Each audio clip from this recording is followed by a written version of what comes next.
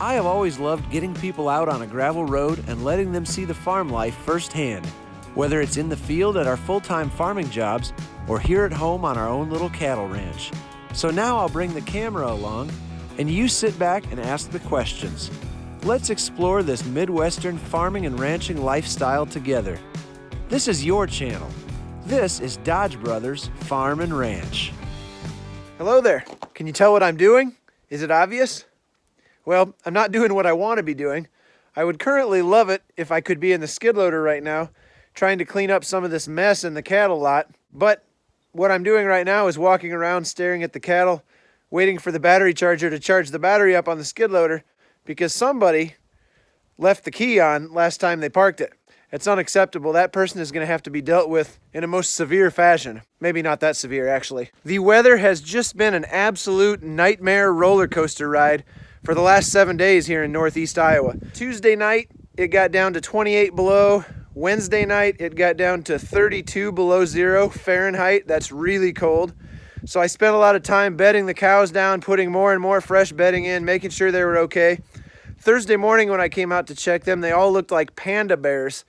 They were so covered in frost, just from the moisture from their breath in the barn freezing on them overnight, that they were white all over with black circles around their eyes.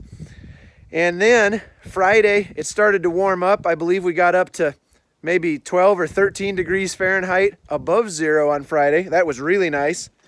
And then Saturday, it got to 40 degrees. This kind of weather is really hard on cattle because they've got to be outside in it. And when you think about it, we've had a 75-degree temperature swing from low to high in the last 48 hours. And that's really hard to take when you live outside. And they've gone from being dry and cold to now being wet and warm because everything is wet with this fog. Anyway, so that's been fun. I'd like to tell you about a really cool little road trip that we took last weekend.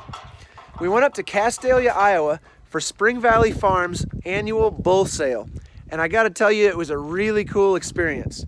Now you may remember a while back that we bought a couple cows to replace an old wild cow that we sold, and we bought them from Spring Valley Farms.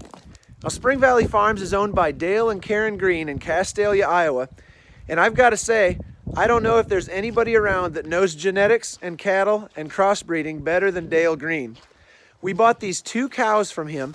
One is a young 4-year-old Gelby Angus cross, and then the other one is a 9-year-old Sim Angus. And these cows are both really great cows, really nice temperament, and they have a good calving history, produce really good calves. So we were excited to go up and see Dale's bull sale.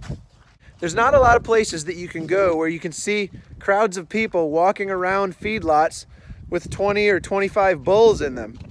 There were 44 bulls on this sale, and never at any point did I think that anybody felt threatened by any of the bulls. None of these bulls had really ever seen any of these people that were walking around staring at them. So that's impressive to me. Now, all the bulls' ID numbers were posted up on the corkboard at the front of the barn, and there was a price listed next to each bull in the literature that was passed out at the sale. So if you wanted a particular bull and you agree to that price, you'd just go up and pin your name next to that bull's ID number on the corkboard. But where it got really fun was if more than one guy wanted the same bull.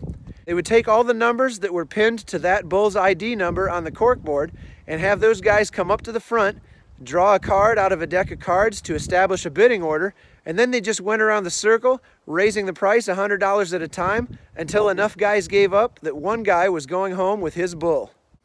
Now, Dale does still have a few bulls for sale, so if you're in the market for some good genetics, go ahead and check out their website, Green Spring Valley Farms. I'll put the link in the description below.